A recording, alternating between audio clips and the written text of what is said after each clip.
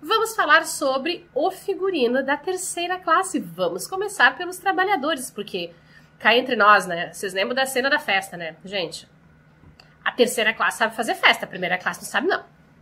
A primeira coisa que a gente tem nosso primeiro problema, né? Temos as cores, né, gente? Ok, eu entendo, tá? Que narrativamente você tem que fazer a primeira classe parecer muito mais opulenta e, através do código de cores, reforçar essa questão da distância econômica e social em relação à terceira classe. Mas custava botar um pouquinho de cor, gente. Porém, eu tenho uma coisa a dizer aqui. A gente tem registros das roupas que esses imigrantes estavam usando quando desembarcavam nos Estados Unidos. Existia uma tendência de que durante a viagem as pessoas estivessem utilizando roupas mais escuras. Por quê? Não havia possibilidade de fazer grandes lavagens de roupa a bordo, somente peças pequenas de uso íntimo que teriam que secar nas próprias cabines ou nos espaços comunitários da terceira classe. Existia lavanderia a bordo, sim, mas ela não atendia a terceira classe, ela só atendia a segunda e a primeira, que isso já estava incluído na passagem. Então, por que as pessoas usavam roupas mais escuras? Porque roupas mais escuras demoram mais a mostrar sujeira, né, gente? Dá pra dar uma disfarçadinha, né? Sujou a barrinha, dá uma lavadinha ali, dá uma escovadinha, né? Mas as pessoas traziam, sim, roupas coloridas nas suas malas, principalmente as roupas que seriam utilizadas, as chamadas roupas domingueiras. Como é que a gente sabe disso?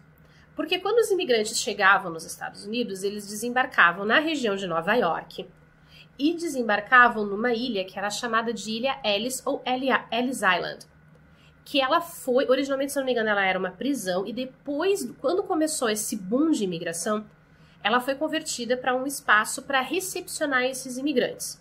Qual era o sentido? Era fazer eles se sentirem super bem-vindos nos Estados Unidos? Não. Era fazer o processo de identificação dessa galera, mas principalmente fazer as quarentenas sanitárias.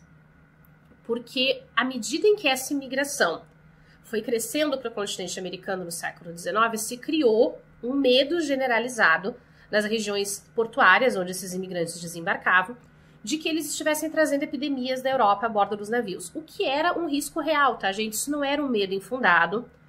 Era comum, por exemplo, que mesmo quando chegava um navio mercante no porto, esse navio ele não vinha direto no porto, tinha que sair uma lancha do porto, ir até o navio, inspecionar o navio, verificar a documentação, ver se não tinha ninguém doente a bordo, para que aí sim esse navio pudesse aportar. Era uma questão de proteger a população local mesmo, tá?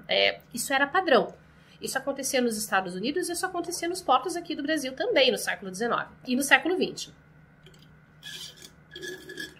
Na real, salvo se eu estiver enganada, até hoje se faz isso quando os navios estrangeiros chegam nos portos brasileiros, mesmo só para desembarcar mercadoria. Principalmente depois de Covid, né, gente? A gente precisa de todo o cuidado possível com essas doenças que podem ser transmitidas através do deslocamento populacional. Mas, enfim, as pessoas chegavam em Ellis Island, elas eram recepcionadas, os seus documentos eram conferidos, e aí elas ficavam de quarentena. Então tinha alojamentos. Tinha alojamentos dentro de Ellis Island, eram servidas refeições para eles.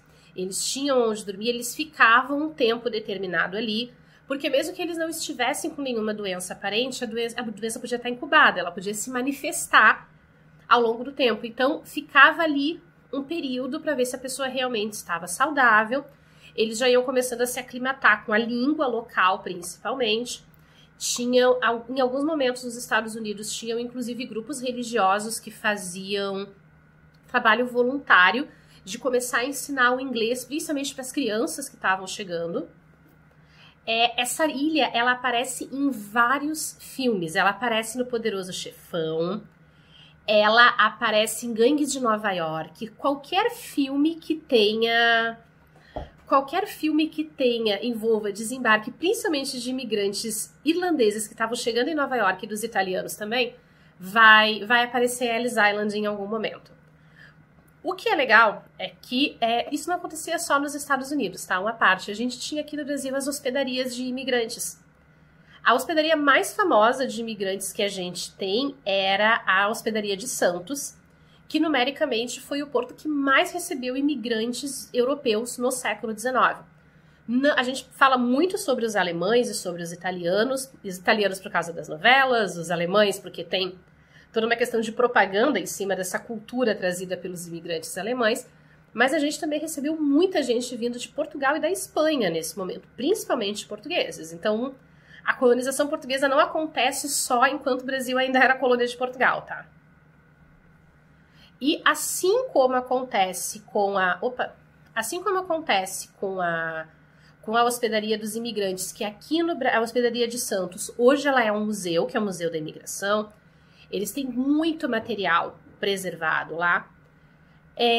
Ellis Island também tem. Então a gente tem, por exemplo, um acervo fotográfico que permite comparar muito bem o que foi feito no Titanic com os originais, e a gente consegue ver que, puta merda, a equipe de figurino fez uma pesquisa muito, mas muito boa mesmo. Mesmo que, assim, ó, a maior parte do que a gente vê de terceira classe, assim, ó, 98% do que tem de terceira classe, sejam única e exclusivamente figurantes. Mas foi um trabalho muito cuidadoso, um trabalho muito bem feito. E que, infelizmente, é um cuidado que muitas produções atuais não têm. Tá? Seja porque cortam os orçamentos, seja porque acham que não é importante, o que é um tiro no pé, né? Porque nunca a gente teve câmeras com detalhamento que a gente tem hoje, nunca a gente teve tanta gente na internet desocupada, tipo eu, determinada a ficar olhando tudo que tem errado numa cena só para ficar produzindo conteúdo para vocês. Vamos dar uma olhadinha no nosso chat. Então, Reni, eu tenho muita vontade de conhecer Ellis Island, mas antes eu preciso conhecer a hospedaria do imigrante. Não só porque o museu deles é maravilhoso, o trabalho de acervo deles é incrível, mas por saber que foi exatamente ali que os meus ancestrais desembarcaram em 1888, sabe? Que eles estiveram ali. Quando eu estava reassistindo, eu pulei assim, caralho, ela tá com Sontag. Então, essa peça que ela tá usando trançada no peito, isso é um detalhe. Assim, ó, apesar de ser uma figurante, gente, isso é um detalhe de uma riqueza. Então, essa peça que ela tá usando é uma peça chamada Sonntag, que é o nome em alemão dela. E sim, é o nome do dia da semana, tá, galera, que fala alemão? Mas em inglês ela era chamada de bosom friend também, amiga do peito. Não tenho a mínima ideia se isso era utilizado em outras partes da Europa, porque isso realmente parece ter sido uma coisa mais da parte norte da Europa, principalmente ali, ó, norte da Alemanha, norte da Holanda, os países da Escandinávia e as Ilhas Britânicas.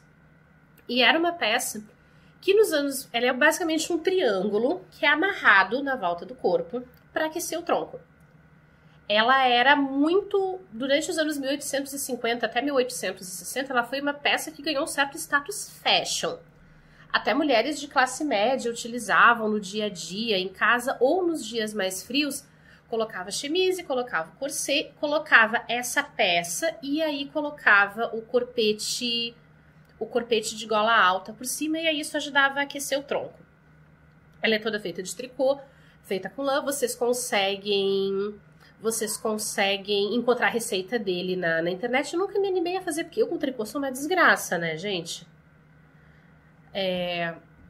E depois de 1860, 1870, o Sontag, ele passa a ser uma coisa associada diretamente às mulheres da classe trabalhadora. A ponto de, em alguns poemas e alguma coisa da literatura de língua inglesa, imediatamente ser uma peça associada com o que a gente chamaria de ser caipira no Brasil, sabe? Era uma coisa que, assim, ó, se uma mulher aparecia com isso em alguma ocasião social, todo mundo já sabia que ela era uma pessoa que não tinha lá muita ideia de como se vestir, vinha do interior, era uma pessoa humilde. Ju, eu não entendi, mas era bastante usado na Escócia também, por isso eu falei nas Ilhas Britânicas, né?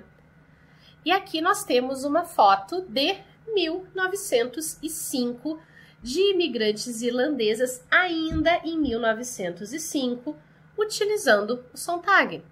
Claro que isso aqui é uma foto colorida digitalmente, foi colorida com base em referências de tecidos que realmente eram utilizados na época.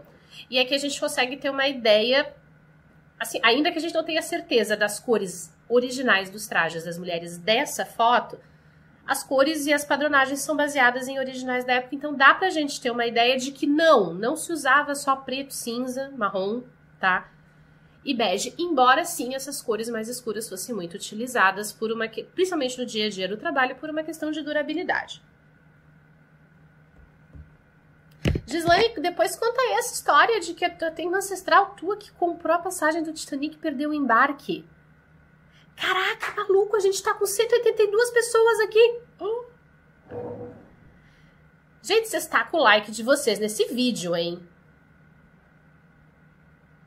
Vocês tá com o likezinho de vocês nesse vídeo, não deixa a tia a ver navios. A ver navios, entenderam? Nossa, que horrível. A gente volta aqui ao recurso da cor. Mais uma coisa que vocês podem observar é que essa paleta de cores mais escura da terceira classe, ela serviu muito bem no momento em que a Rose desceu. Que era justamente, porque aí no momento em que ela desce com as cores dela, que são cores um pouco mais claras, que são cores mais vistosas, são tecidos mais brilhosos, qual é o efeito que isso aqui faz? A gente vê ela totalmente deslocada nesse meio. Ela é aquilo que tá... Asi, peraí que eu vou exibir a tua mensagem que ela foi colocada para análise automaticamente. Ô, senhor Modisto, libera aí a mensagem da Asi. A Rose é o patinho que tá perdido, entendeu? Ela é o urubu no meio dos cisnes aí, cara. Mais uma coisa que vocês conseguem observar, por exemplo, ó, vou voltar naquela foto, muita presença de xadrez. A gente tá falando de Irlanda. Se vocês nunca mais vão ver... Vocês nunca mais vão ver Titanic do mesmo jeito, gente.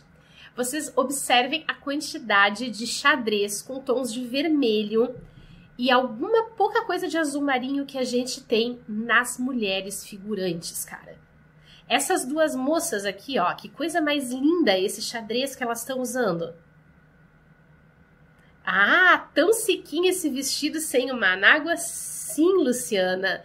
As anáguas desse momento já não tem mais volume, mas a gente vai falar sobre a moda predominante da época. Opa! Uma coisinha que me deixou muito incomodada é a falta de cobertura de cabeça das mulheres trabalhadoras. Opa! Ó, a tia derrubando aqui o negócio. Isaac, 1910 é uma década que eu prefiro não olhar para ela. Não gosto dela. E uma coisa que eu também acabo estranhando, né? Não só a falta da cobertura de cabeça, mas a falta da cobertura de chales. Que era uma coisa que as mulheres trabalhadoras usavam praticamente o tempo todo. Elas só não utilizavam em dias de festa. E mesmo assim, as mulheres mais velhas ainda utilizavam esses chales. Porque não era só uma questão de cobertura e de esquentar o corpo, era uma questão de respeitabilidade também. Mas, comparando, por exemplo, com a gente vê uma diferença muito grande em relação às fotografias das mulheres que trabalhavam nas fábricas de tecido na Inglaterra. Que aí a gente está falando de áreas urbanas já mais desenvolvidas.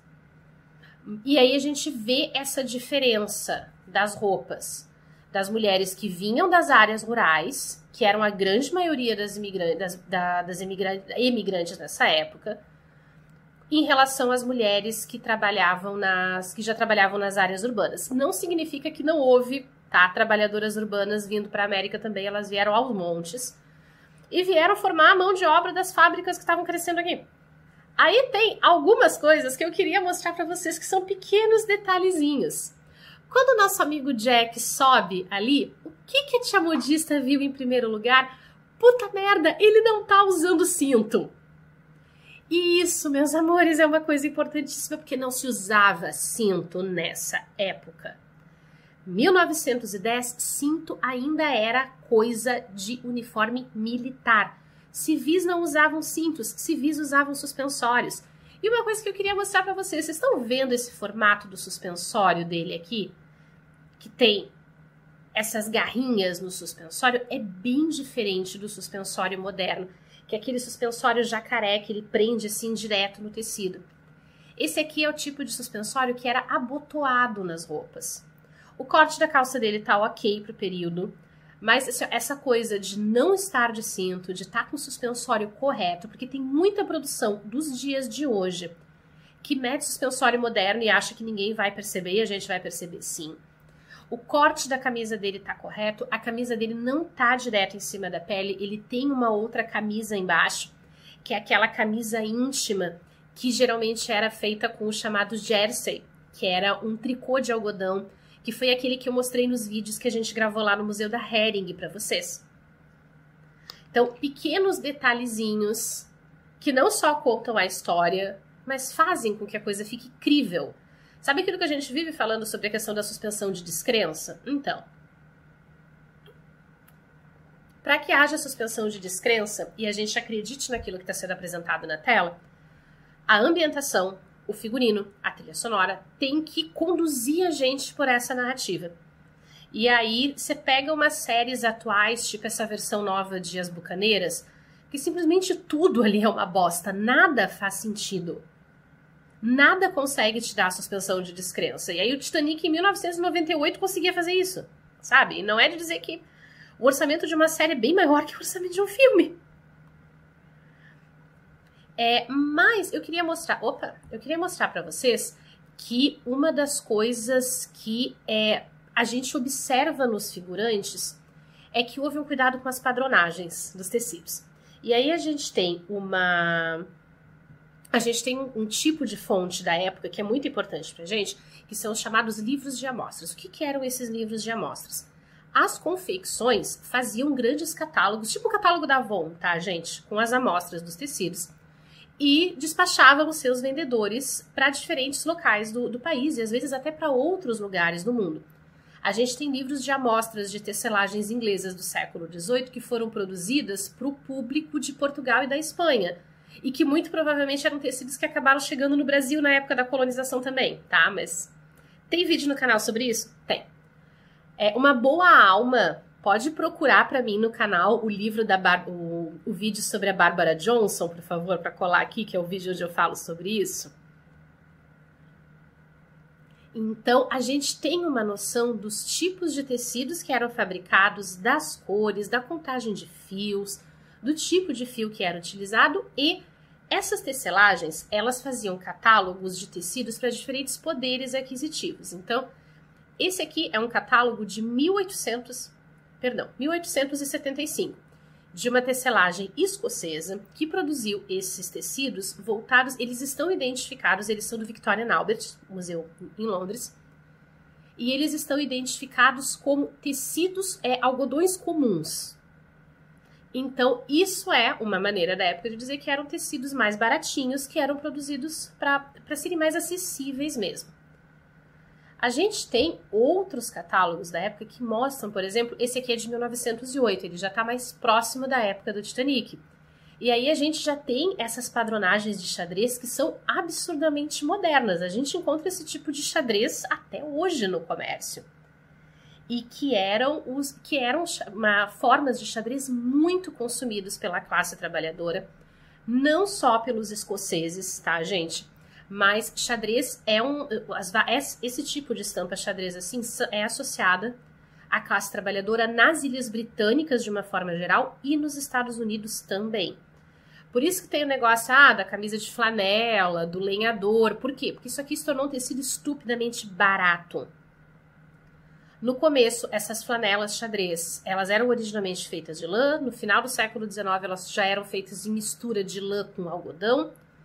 E no século XX elas já eram basicamente feitas de algodão, o que tornou elas muito mais baratas, muito mais acessíveis. Vamos dar aquela olhadinha marota no nosso chat. Aí, né, Marta? São esses pequenos detalhezinhos que funcionam.